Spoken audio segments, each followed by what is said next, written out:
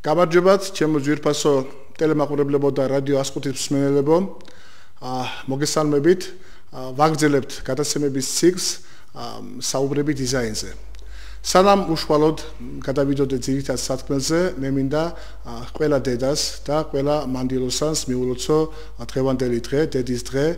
ჩვენ ხშირად ხუმრობით გვიწევს მამაკაცების მტკიცება, რომ მამაკაცები უფრო წარმატებულები არიან, აქვთ მეტი უნარები, ცხადია ხუმრობით და ამაზე მანდილოსნების, ვთქვათ ესეთი აგრესიული პასუხები გვაქვს, რომ ეს ყველაფერი ასევე მამაკაცების ბრალია, მაგრამ მანდილოსნებს ყოველთვის აქვთ ისეთი არგუმენტი და უნარი და საფუძველი, რომლითაც ეს ყველაფერი არათუ ბალანსდება, არამედ გადაიწონება. ეს არის დედობის უნარი და ამის წინაშე ჩვენ ყველანი მოგძალებით ქეთს ვიხრით და პატივს მივაგებთ და სიყვარულით მოვიხსენიებთ. ჩვენ აქ ჯერ არ წარმიდგენია ჩვენი სტუმრები, მაგრამ 4 კაცი ვსხედვართ და აი ამ სტუდიიდან მინდა ყველა დედას და ყველა მანდილოსანს მიულოცო დედის დღე და საუკეთესო სურვილებით მოვეფერო, ქედი მოუხარო და პატივი მივაგო. მადლობთ.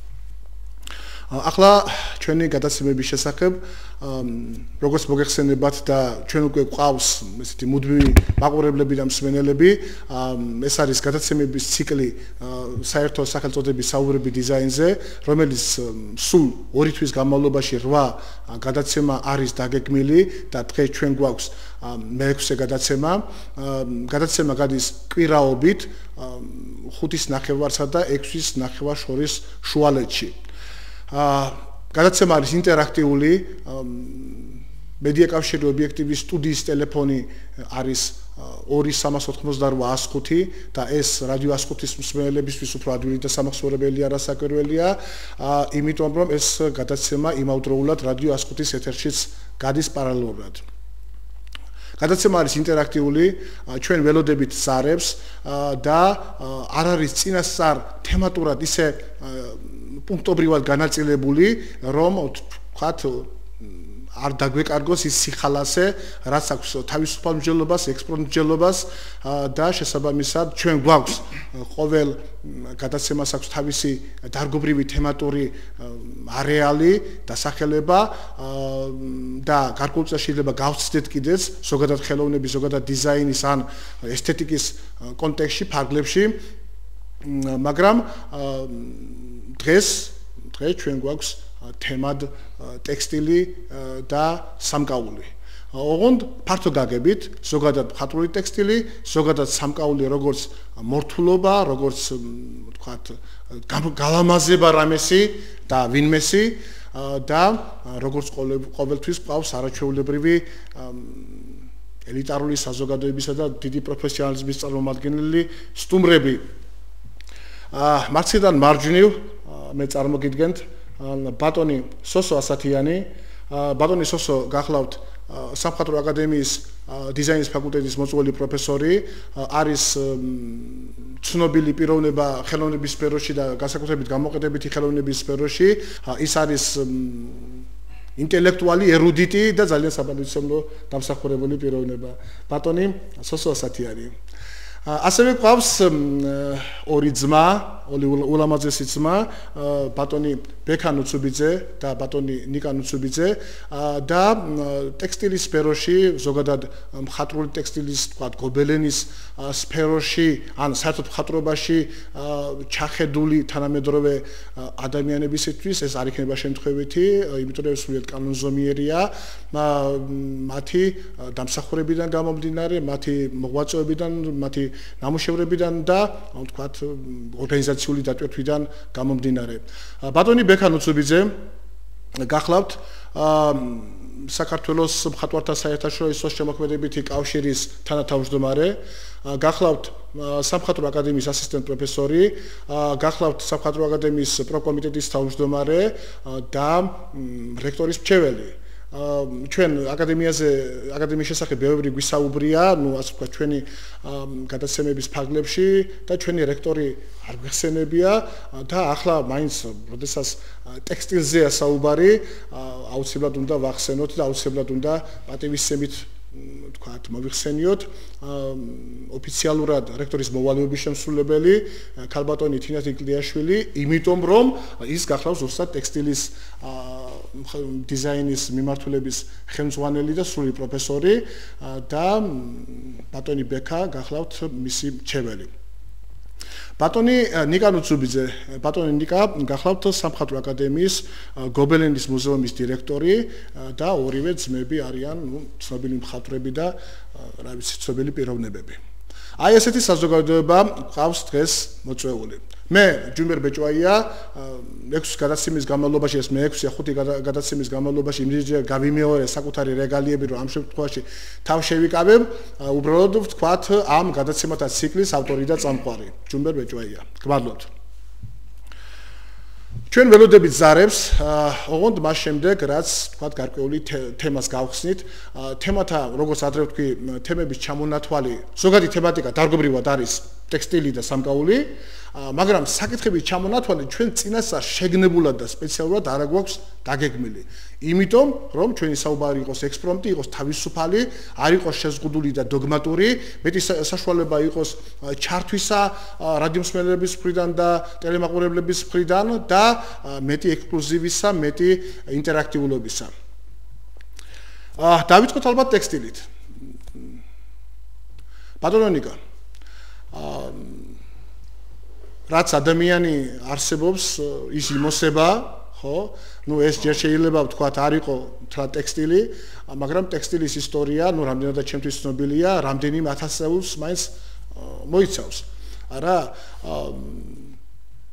ვთქვათ იქ სელია თუ მატყლია თუ ბამბა თუ აბრეშუმი არა სოფლიოს სხვადასხვა ცივილიზაციებს ჰქონდა თავიანთი ტრადიციები და ჩვენ ზოგადად გვაინტერესებს როგორც ტექსტილის ისე სამკაულის ისტორიული რაკურსი რა ხდებოდა როგორ მოვიდა რა თქმა უნდა მოკლედ იმიტომ რომ ჩვენ რა თქმა უნდა შეზღუდული ასეთი გლობალური დიდი თემებისათვის შემდეგ თანდათან შევეხებით თანამედროვე ტენდენციებს, მე შევეხებით საქართველოს მდგომარეობას და ასე შემდეგ ჩვენი საუბრების განმავლობაში ორი სიტყვით შესავალი კურსი ზოგადად ტექსტილის როგორც ესეთი გამოყენებითი სფეროს პრაგმატული პრაქტიკული სფეროს წარმოშობის და მდგომარეობის შესახებ.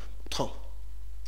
ალბათ მივესალმები ტელემაყურებელს, ასევე რადიომსმენელებს ასხუთის რადიოს და მეც ვისარგებლებ შემთხვევით და მიულოცავ ყველა ქართულ დედას დღევანდელ დღეს.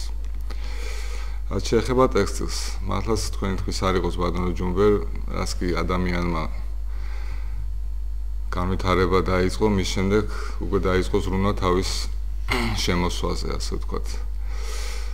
ქსოვილი როგორც ასეთი უბრალოდ ესეთი მომხმარებლის დონეზე ფაქტობრივად ძალიან დიდი ხანია, მრავალ საუკუნოვანი ისტორია სიტყვის ჩვენ წათაღრიცხვამდე. მხატვრული ქსოვილი ასე ვთქვათ, რაც ჩვენ გვაინტერესებს და რაც ჩვენ ყურადღებას იქცევს, უკვე განვითარებას იწყებს ძველ ეგვიპტეში, ანუ კოპტურ ქსოვილები, რაც შემორჩენილია დღემდე ჩვენამდე მოსული, შუამდინარეთის, ანუ ბაბილონის, ძველი ბაბილონის ტერიტორია, ასევე ძველი ჩინეთი, სადაც აბრეშუმის სამშობლოდ ითვლება მოგეხსენება ჩინეთი, ინდოეთი, სადაც ეგრეთ წოდებული მხატვრული ქსოვილის მხატვრული მოხატვა, ეგრეთ წოდებული ბატიკის ხელოვნება იქიდან მოდის. და აქედან იწყება განვითარება მხატვრული ტექსტილის ხელოვნების. მერე რა თქმა უნდა, ევროპაშიც გადმოვიდა. აი ევროპაში ნიკა ნუ საკუთრებად ცნობილია რომ აი იმას რასაც დღეს ვეძახით სამრეწველო ტექნიკურ რევოლუციას და რომლის გარკვეულწილად პროდუქტი არის ჩვენი დღევანდელი თანამედროვე ცივილიზაცია, ტექნიკური ცივილიზაცია.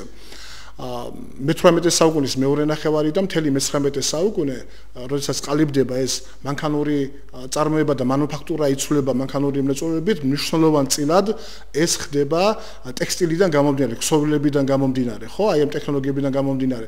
და შემდეგ ამას შედეგად მოყვება მე-19 საუკუნის ბოლოს დიზაინერის როგორც სპეციალისტის დაბადება. ამაზე ჩვენ ადრე გვქონდა საუბარი და შეიძლება ზოგიერთი გვისმენდა ან გვიყურებდა, მაშინ და ერთ და იგივეს გამეორება ალბათ არ არის. მიზანში შეწონილი, რომ დიზაინერი როგორც ცალკე სპეციალობა უკავშირდება, ვთქვათ, ტირაჟირებას, სერიულ წარმოებას და მე-19 საუკუნის ბოლოსა და მე-20 საუკუნის დასაწყისიდან მოდის როგორც ცალკე დარგი და ცალკე სპეციალობა და ეს უფრო სამრეწველო დიზაინს უკავშირდება, მაგრამ ამის ჩამოყალიბებაში ლომის წილი, რასაც ქვია, აქვს ზუსტად ტექსტილის განვითარება მსოფლიოში. ხომ ასეა? დიახ.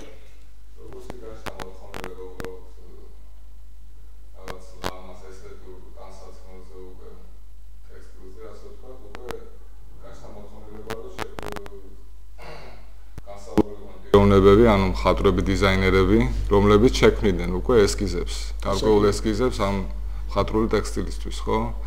და აქ უკვე მხატვრებზეა დამოკიდებული ეს ფერთა გამა, შერწყმა, ორნამენტი. შემდეგ თვითონ ფერცოდნეობის კვლევას, ფერის ფიზიკის და საერთოდ ფერცოდნეობის კვლევას მნიშვნელოვანი წილად უკავშირდება ზუსტად ტექსტილის მრეწველობის განვითარებას. ინგლისში მანუფაქტურები რო გაჩნდა. ხო, გადაშორ ნიუტონიდან დაიწყო ყველაფერი. ეს ნიუტონის დაშლა, თქვა თეთრი სიახლის დაშლა. და რადგან ეს ფერცო და სხვანაირად განიხილავდნენ, აი თქვენ რო ნახოთ გოეთეს სხვანაირად აქ და მე ირკვევა რომ ეს უჭკვიანესი კაცი ცდებოდა, იმიტომ რომ ფიზიკოსი არ იყო და ნიუტონმა გარკვეულ წილად ცდებოდა, გარკვეულ წილად. ხო, მაინც ლიტერატურულად უდგებოდა ის და მოხდა ისე რომ ტექსტილის განვითარება რო დაიწყო, მანუფაქტურები რო გაჩნდა ინგლისში, აი უილიამ მორისი და ის რაფაელისტები, აი დიზაინის სათავე თანამედროვე იწყება უკვე წარმოება. ხო, წარმოება. თორა დიზაინერობა პირველყოფილ ადამიანსაც ჰქონდა, კაჟის ქვა რო აიღო და ხეს კარგად მოირგო ხელში. არა, მე ხაზი გაუსვი ბატონო სოსო, როგორც ცალკე სპეციალობა, თორემ როდის ხო, როგორც ხო, ცხადია, ანუ როგორც ცალკე სპეციალობა, თორემ რა თქმა უნდა, ის თავიდან ოსტატიც, ვთქვათ, შემქმნელიც და გამყიდველიც სიტყვაზე იყო ის ხელოსანი. ასე რომ ხელოსნობის დაბადებაზე არ არის, ანუ გნებავთ ხელოვნების დაბადებაზე. როგორც ცალკე სპეციალობის, ცალკე პროფესიის დაბადებაზეა დიზაინზე რომ მოგახსენეთ, მე-19 საუკუნის ბოლოსა და მე-20 საუკუნის. შეიძლება მე ერთ სიტყვას ვიტყვი კიდევ, აი, რა მნიშვნელობა აქვს კაპიტალიზმის შემოსვლას, ხო, ჩვენ თუშეთში ქონდა ფარდაგები, ხო? და გარკვეული კომპოზიციები იყო და რაღაც თემაზე იყო. და მე დავით ცისიშვილი იყო ჩვენი მამა და სულ ყველაფერი იცი შენ გახსოვს, საიდანაც დაიწყო მთელი დიზაინის განვითარება ფაკულტეტების აკადემიაში. მან მოყვა ეგეთი რაღაცა, რომ აი ვარდის ისინი საპნები გაჩნდა და ვარდის საპონზე იყო ვარდი დახატული. და მე ეს ეტიკეტი ამ ვარდის წაიღეს მე თათუშეთში. და გაჩნდა უამრავი ახალი კომპოზიცია, სულ ვარდებს აკეთებდნენ, ესე იგი, ამ ერთმა ვარდის ეტიკეტმა თითქმის შეცვალა. მერე გაჩნდა ქიმიური საღებავი, ადრე საღებავები ინდოეთიდან მოდიოდა, თქვენ იცით, აი ლურჯი სუფრის საღებავი ინდიგორვარი, ის მოდიოდა ინდოეთიდან და ახლა დღეს უკვე აუარებელი საშუალებაა, რომ ქიმიით, მაგრამ აი ქიმიამ გააყუჭა სწორედ ფარდაგის ის კოლორიტი, რითაც თუშური ფარდაგი საერთოდ განსხვავდება ყველა დანარჩენი აი ესეთი ნაკსოვისგან. ახლა მე მინახია კავკასიელი ხალხის გამოფენა პარიზში იყო და უცხოელები აქტუალებული იყვნენ. ყველა ამბობდა რომ ეს თუშური სხვა არის, ეს აზერბაიჯანული სხვა არის, ყარაბახური სხვა არის, სომხური სხვა არის, ქურთული სხვა არის. აი ქიმია ცვლის, აი კაპიტალიზმად ბევრი რაღაც შეცვალა. აი ძალიან მინდა ვთქვა და აი ხედი მოუხარო იმ გენიოს, რომელმაც ძაფი შექმნა.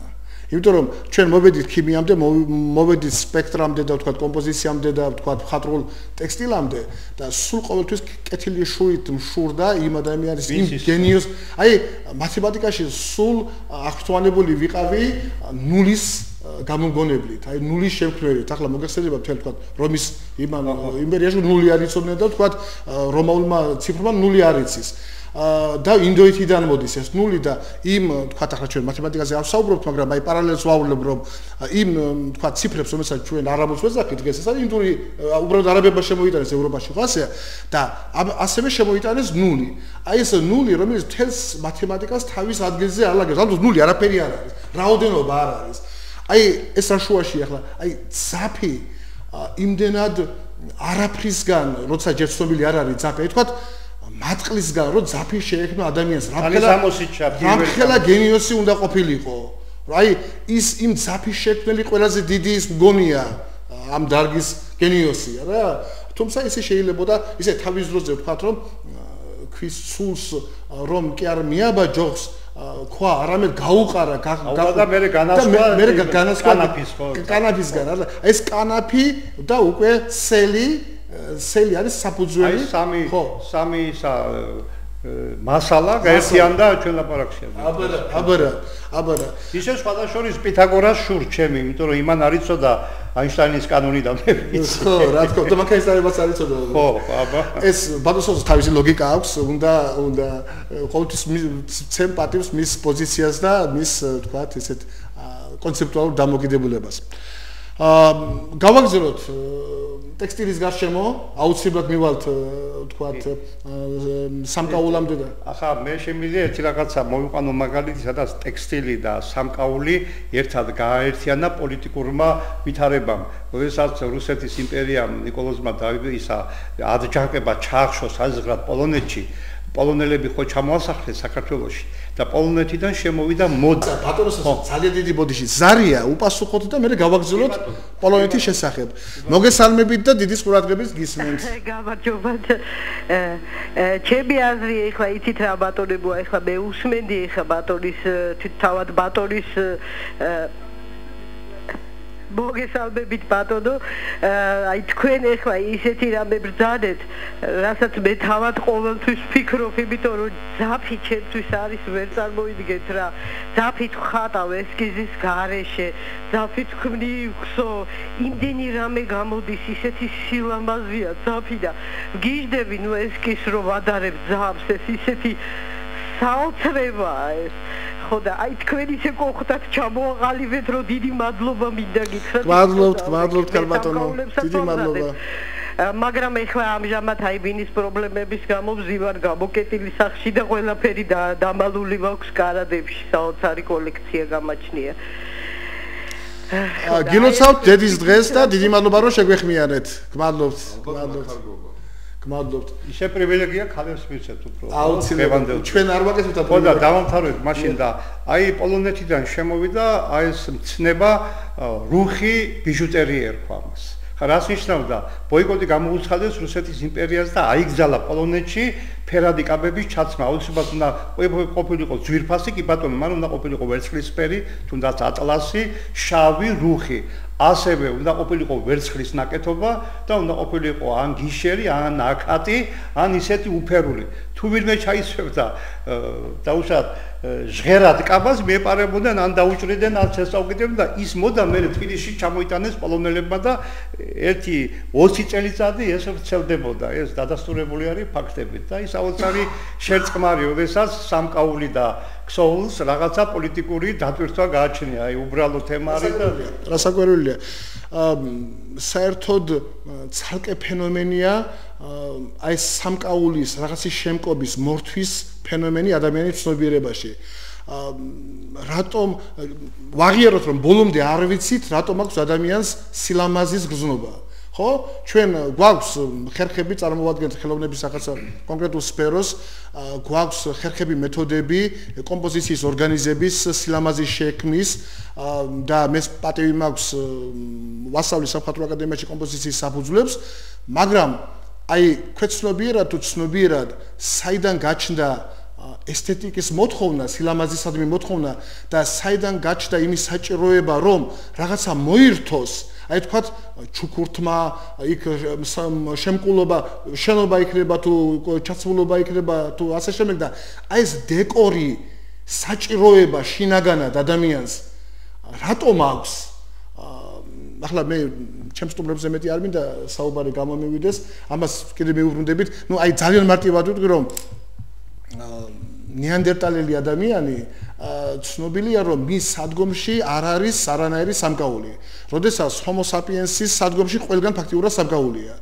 ახლა იქ აღმოჩენილი ის თქვათ რასაც ჩვენ სამკაულად ვთვლით შეიძლება სამკაული კი არ იყო არამედ რაღაცა რეგალიის, რაღაცა გამარჯვების, რაღაცა სტატუსის მაჩვენებელი იყო და არა მაინც და მაინც ვაი ტახი მოკლა და უხდა ეში უკიდია და გმირია, მტელს გაიმარჯვა, მაგრამ ის იმდენად ესთეტიური ნიშნების მატარებელია რომ ჩვენ გამოვხატავთ ეჭვს რომ ეს სამკაულიც არის, ანუ გამალამაზებელი არის ან ჩაცმულობის, აკაზმულობის, ან ინტერიერის და ასე შემდეგ. შესაბამისად homo sapiens-ის გარკვეული ერთი ნიშანია ტოლვა სილამაზისკენ და შემკობისკენ. ანუ ეს შემამკობელი რაღაცა ელემენტი, ვთქვათ, პირობითად ავიღოთ ორნამენტი, არა, ან სხვა რამ, მსგავსი თითქოს უშუალოდ იმ საგანს ან იმ გარემოს ფუნქციონალურად შეიძლება არ ჭირდება, მაგრამ ალამაზებს და აი გალამაზების მოთხოვნილება საიდან ჩნდება, რა თქმა უნდა, ბოლომდე არ ვიცით. ბატონო ბექა, ჩვენ პატარა ექსკურსი გავაკეთეთ ახლა ცოტა ვიფილოსოფოსეთ, ცოტა ისტორიული ექსკურსი გავაკეთეთ, ეს ამოუწურავი თემაა და უსასრულო დიდი თემაა. ზარია, სანამ ბეკას სიტყვას გადავცემდე, ყურადღებით გისმენთ და მოგესალმებით. გისმენთ.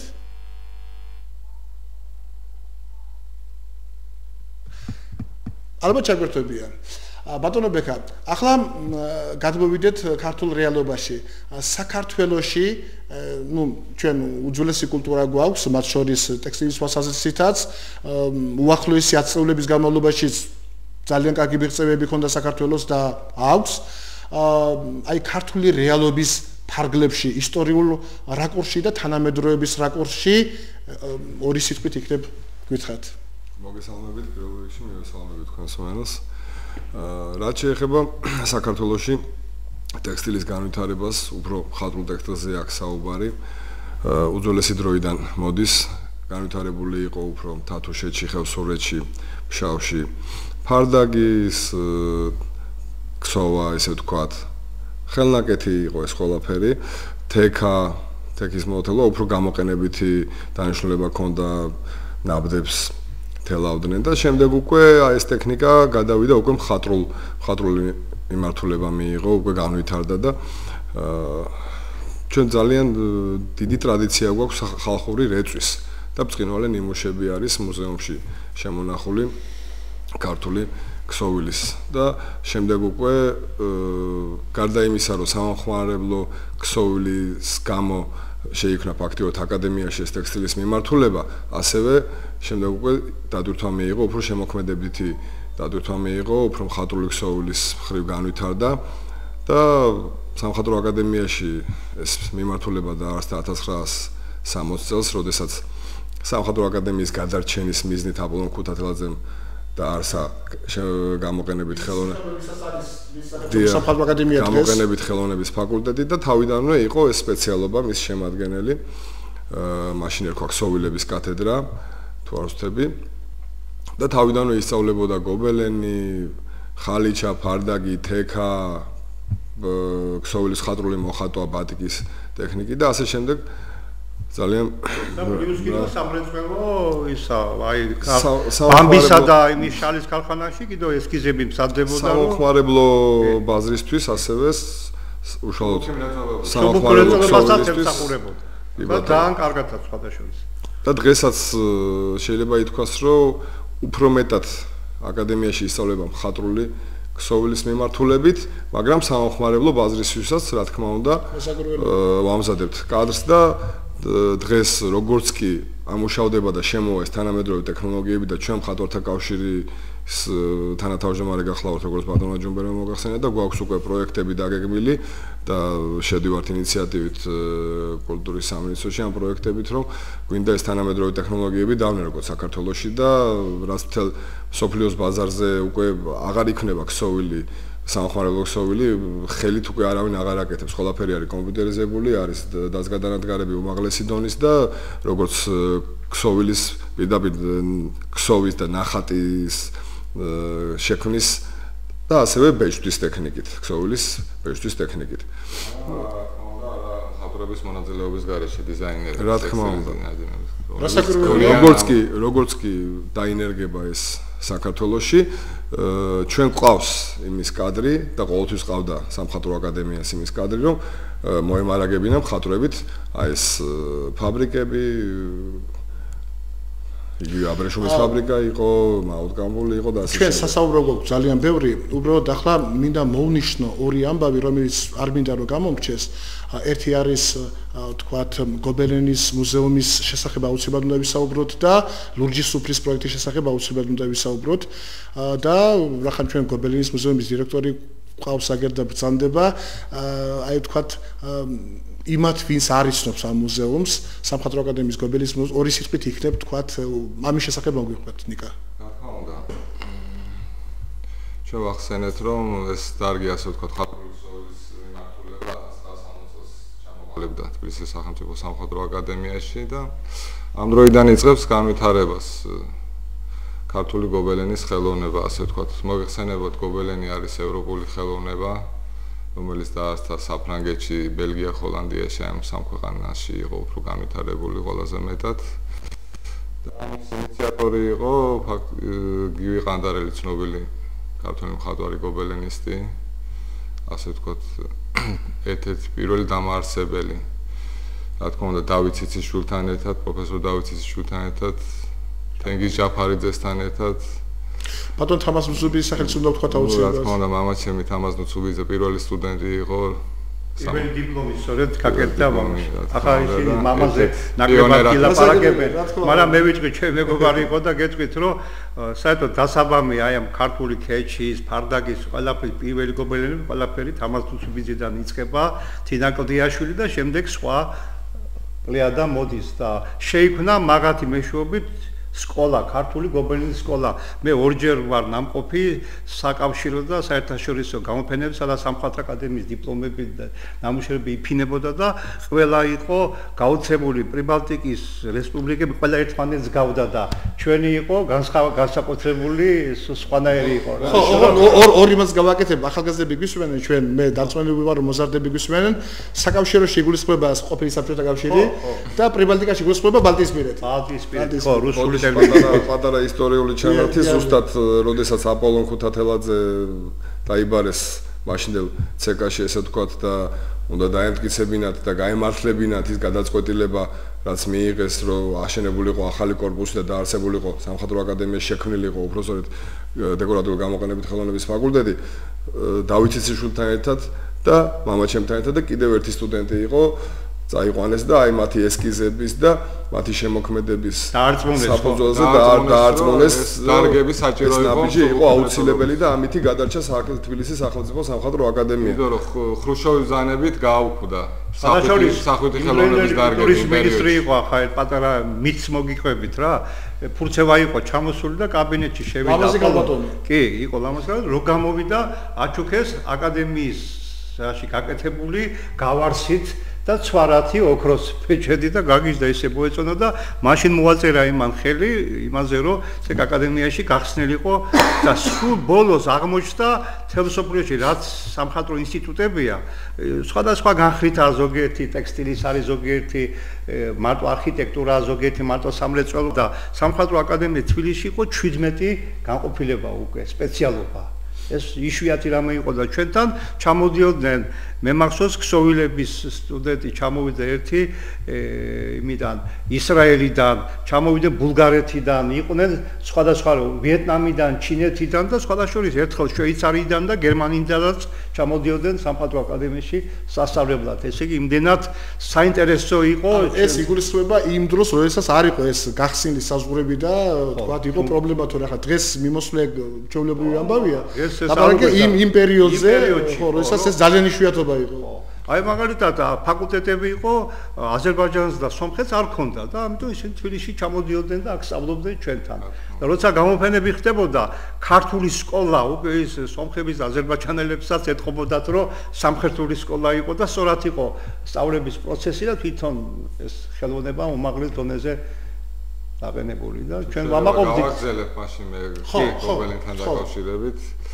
ასე ვთქვათ, გობელენი თვითონ სახელწოდება ბევრმა შეიძლება არც იცოდეს.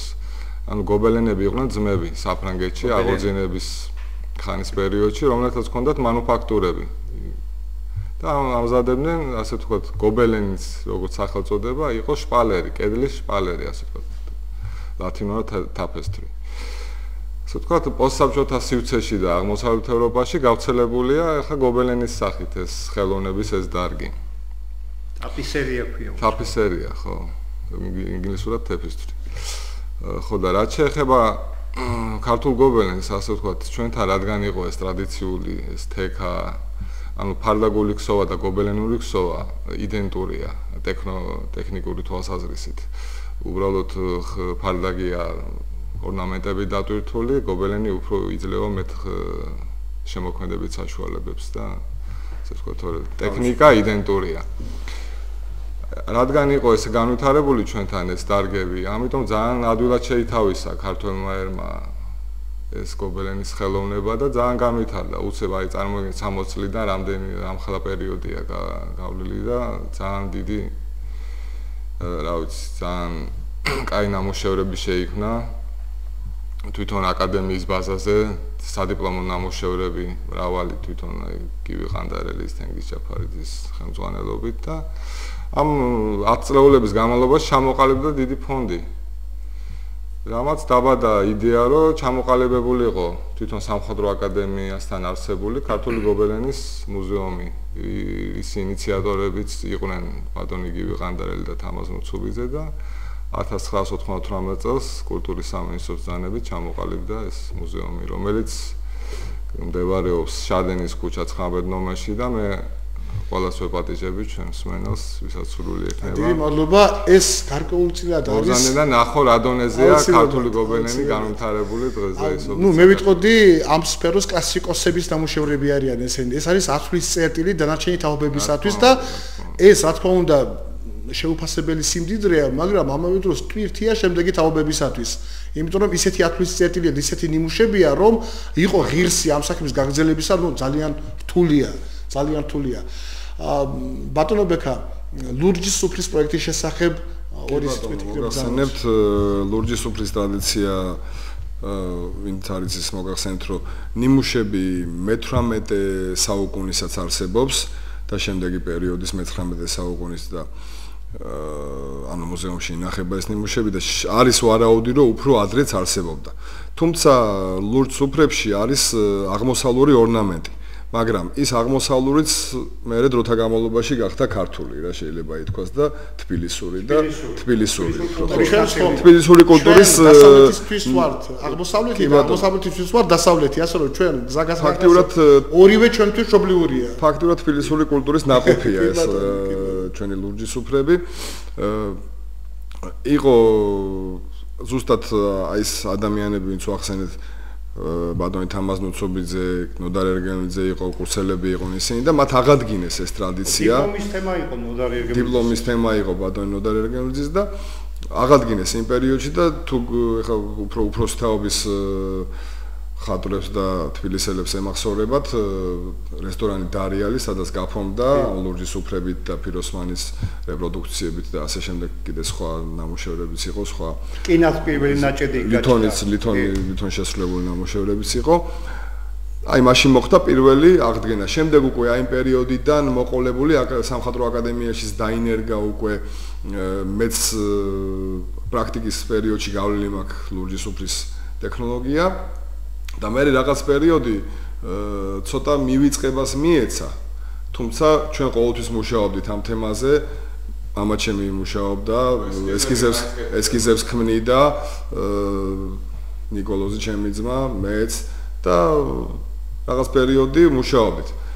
შემდეგ რაღაც პერიოდი შეწყდა ცოტა, იმიტომ რომ რაღაც ქვეყანაში არეულობა იყო, ნაკლებად იყო მოთხოვნილება საერთოდ ესეთ რაღაცებზე და ეხლა უკვე თუ არ ვთქვი ერთი წელი იქნება, რაც აკადემიაში დაარსდა ლურჯის სუფრების ლაბორატორია, კულტურის სამინისტრო დაგვეხმარა ამაში, ქალბატონი თინა ყდიაშვილი და კეთი ქავთარაძე არიან აი ამ ლაბორატორიის ხელმძღვანელები, მათ მიახლოებული ძველი ძალიან მიახლოებული ტექნოლოგია აღადგინეს აი ამ ძველი ტექნოლოგიასთან მიახლოებული, რა თქმა უნდა და იმ ტექნოლოგიით იბეჭდება აი ეს ლურჯის სუფრები და აგრეთვე თანამედროვე ტექნიკური საშუალებებითაც რა არის იქ შოკოგრაფიის ტექნიკაც არის და ასევე ძველი აი იმ ტექნიკასთან მიახლოებული და შედეგი არის არაჩვეულებრივი და საუკუნეებია.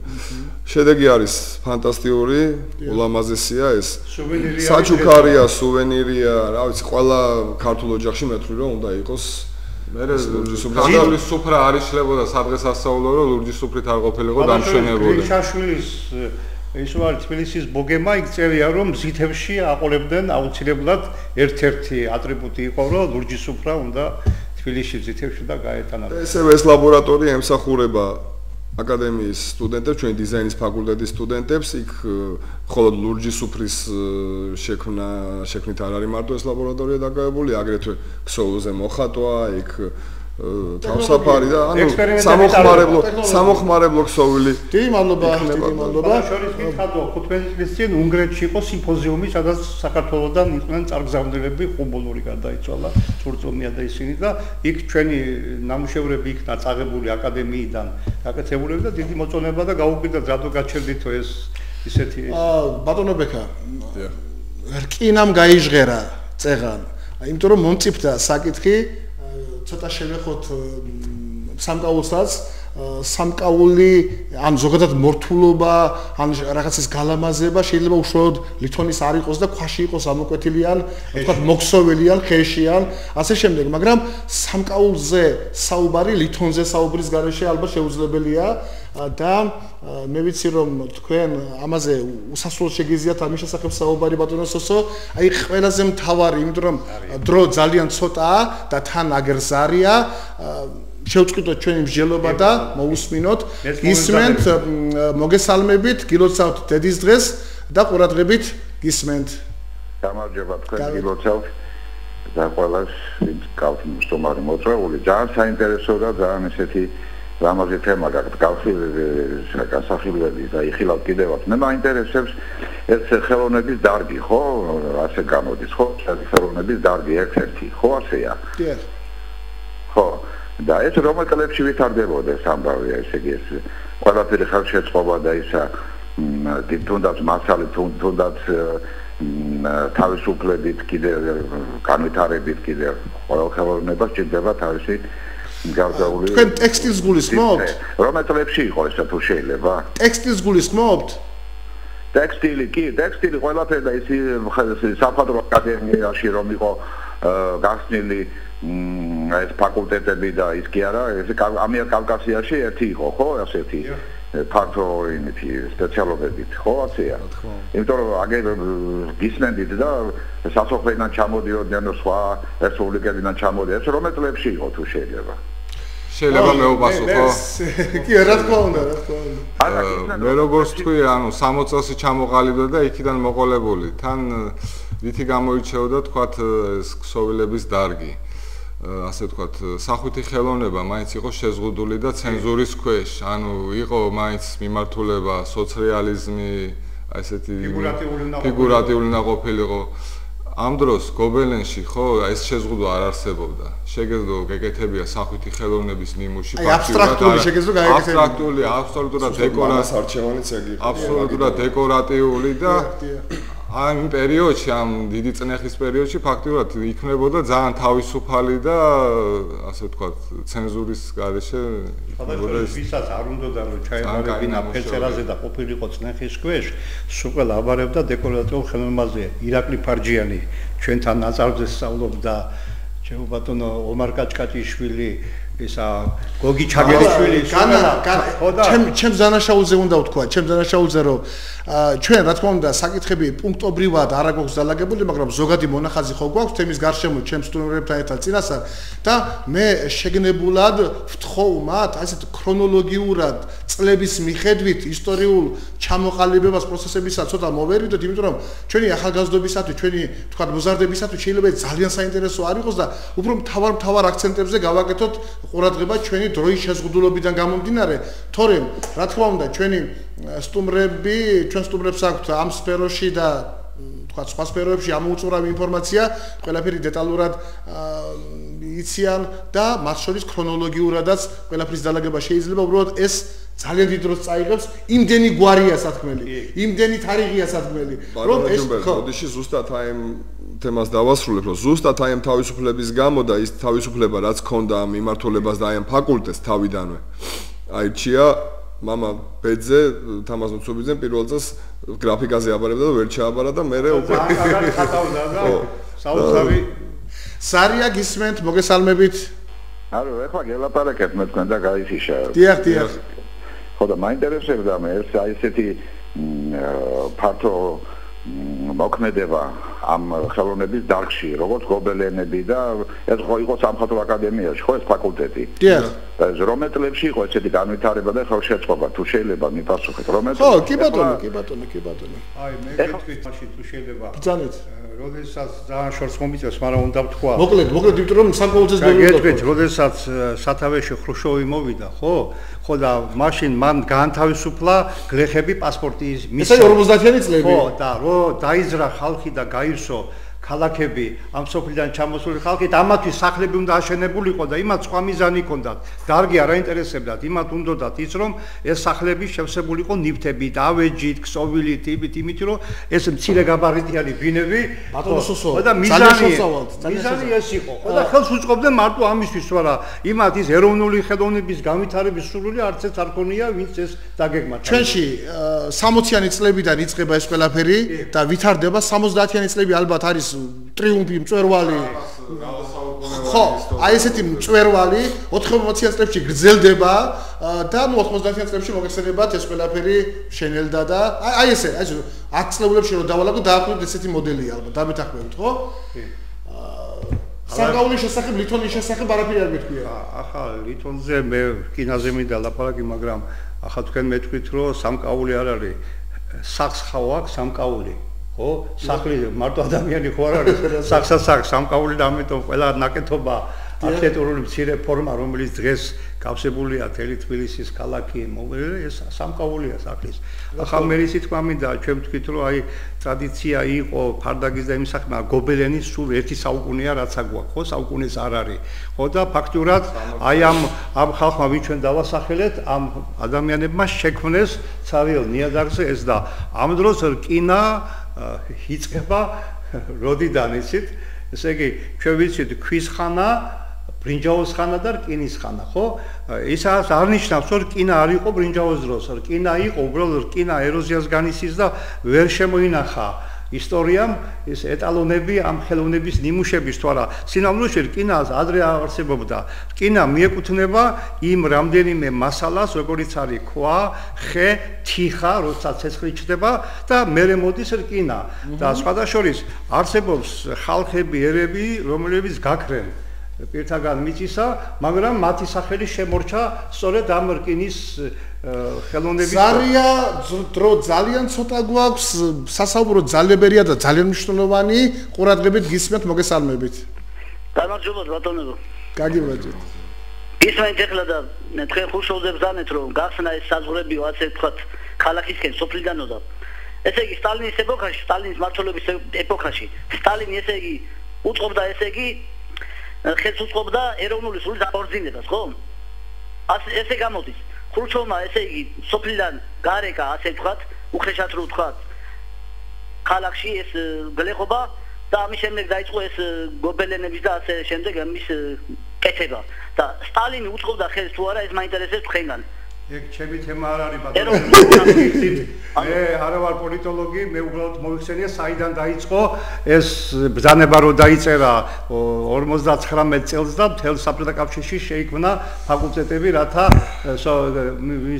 სომნარხოზი თუ რაღაც ერქვა და იქ უნდა განვითარებულიყო მე გავაგზელებოდი ვიხდი ჩემ თხრობას რკინა ძველ ბერძნულად ქვია ხალიბოსი და ხალიბები იყო ის ხალხი რომლებსაც მთელი ისტორიკოსები მსოფლიოს თვლიან მეტალურგიის ჩამომყალიბებლად.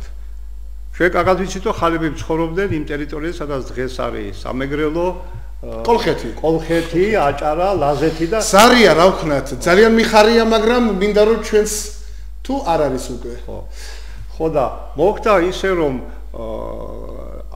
ესე იგი ამ ტერიტორიაზე რო შეიქმნა ეს ლითონის ესეთი ახალი წარმოება ლითონის დაინტერესდა მთელი სოფლიო და თურქეთის საზღვართან აღმოაჩინეს გემი რომელშიც იყო ლითონის ხმლის ელემენტები დარჩენილი რომელსაც ეგვიპტელები სუფთად ერთ-ერთზე ოქროში უცვლიდნენ ხეთებს ხო ჩვენ ვიცით აგრეთვე ის რომ აი საქართველოში აღმოჩენილი არის ყველაზე უფრო ძველი ის შემორჩენილი მისი გუთანი თუ სახნისი, ხო?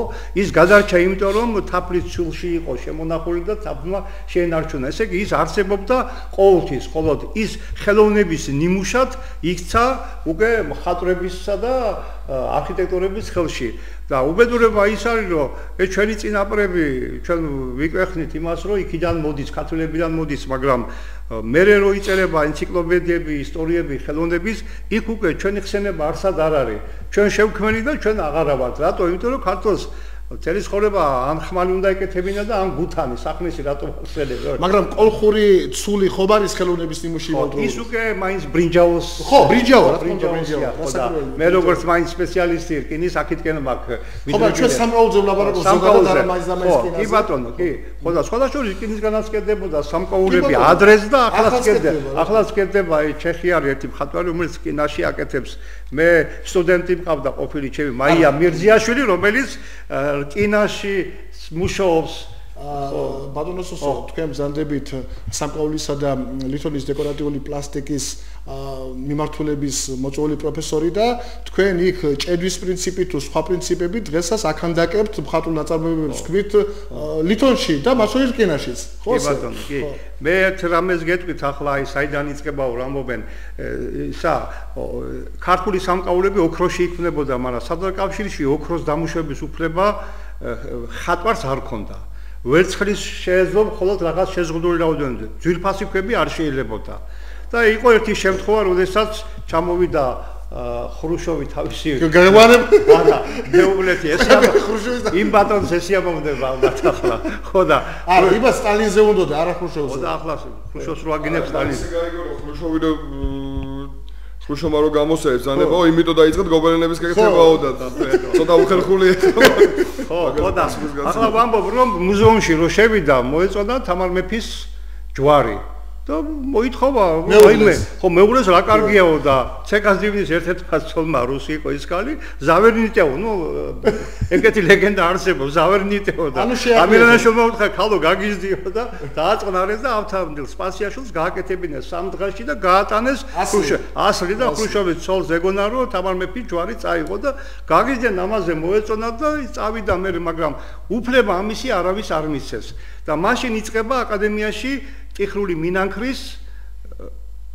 სწავლება ახალი მეთოდები გალვანოპლასტიკით იყო ვაჟახი მშიაშვილი იყო დავით ციშიშვილი და ერთ-ერთი პირველი დიპლომი იყო ნანა თითილოკაშვილის მისარ ცალქამანიძის გივი ასაჯანიშვილის და აი იქიდან დაიწყო და დაიწყო ახლა დღეს უკვე ცოტა ამან ცუდი ფორმა მიიღო თითქმის მთელი საქართველოს მინანქარს აკეთებს თუ გახსოვთ ერთი პერიოდი როდესაც საბჭოთა კავშირის შავი ზღვის სანაპიროზე კურორტები იყო მრავლად და ნებისმიერი ჩამოსული იმის კურორტნიცას უნდა ეყიდა აუცილებლად ბეჭედი ან რაღაც სამკაული სუვენირი რასაკვირველია ვერცხლში არ იყო უფლება და კეთდებოდა მელხიორში ხელოვნურ ქვებში და ეს უნდა ყოფილიყო ძალიან იაფი და მახსოვს ერთხელ ერთ ჩვენ მეგობარს კითხეს რამდენად გავიკეთებო ამ რა ღირსო შენი ბეჭდები და ვედრო ათიმანეთი უთხრა ესე იგი იმდენი მზადდებოდა რომ საყრელად იყო ესა ახლა ტურიზმია ისე არ არის გამithარებული და ცოტა ხანი ჩამოტარია თუმცა მაშინ არსებობდნენ მხატვრები როგორც რამაზ თაბუკაშვილია და კიდე სხვები რომლებიც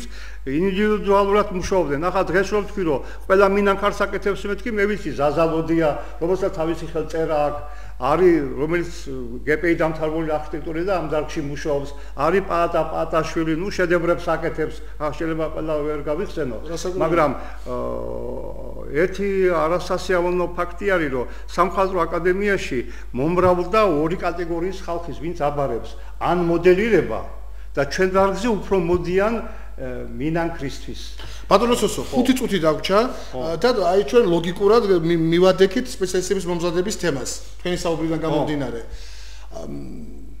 მეც ამ შემთხვევაში ჩვენ ერთად მუშაობთ და ჩვენ მიგვაჩნია და ალბათ გულწრფელად მიგვაჩნია რომ ამ ხრივ ცუდად საქმე არ არის ნორმალურად არის და ჩვენ ყოველთვის ვცდილობთ ვიყოთ იმ ტენდენციებისა და პროცესების შესაბამისი რაც სოფლიოში ხდება და მეტნაკლები წარმატებით ამას ვახერხებდეთ და საკუთარ მუშაობაზე საუბარი შეიძლება ძალიან თქვათ ესეთი საამაყო არ იყოს მაგრამ ორი სიტყვით აი 4 წუთი დაგვრჩა სპეციალისტების მომზადების თაობაზე, სტუდენტების მომზადების და დასაქმების წარმატებები და პრობლემები, გთხოვთ? მე ასე ვთვლი, აი თითო წუთი. კი ბატონო, მე ესე ვთვლი, რომ თუ ტურიზმი გამithარდება, ეს ხელოვნება აყვავდება აუცილებლად.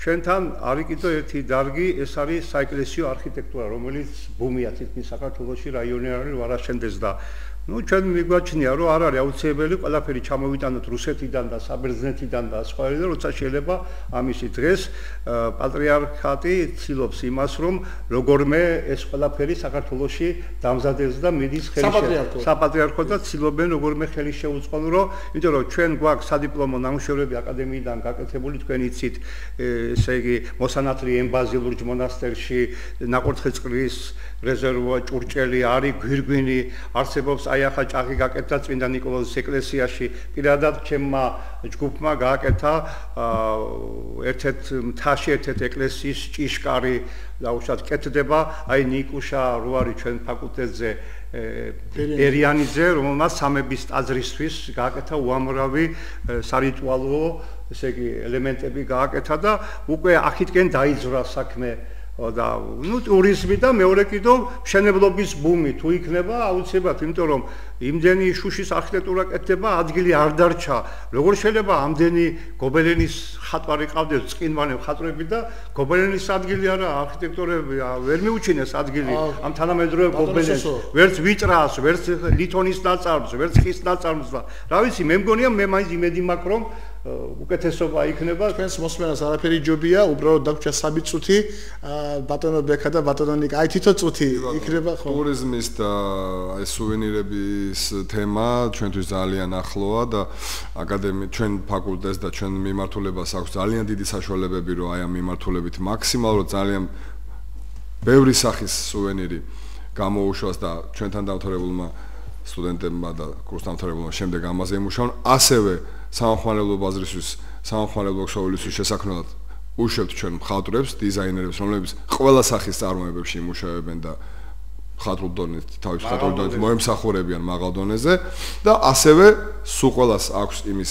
რესურსი, რომ იმუშაოს შემოქმედებითად და შექმნას მრავალნაირი პროექტი, კონცეპტუალურად სხვადასხვა დაირა დატვირთული. ბატონო ნიკა, ერთ წუთზე ცოტა მეტი დაგვრჩას, ძალიან მოკლედ. კი ბატონო, ესე იგი ცუდი ის მოხდა, რომ ამ გაჭირვების პერიოდში 90-იან წლებში ფაქტიურად განადგურდა მსუბუქი მრეწველობა საქართველოში. იმედია აღორძინდება, იმიტომ რომ ფაქტიურად ქსოვილებს დამთავრებული, ანუ სპეციალისტი, დიზაინერი უმუშევარი არ რჩებოდა.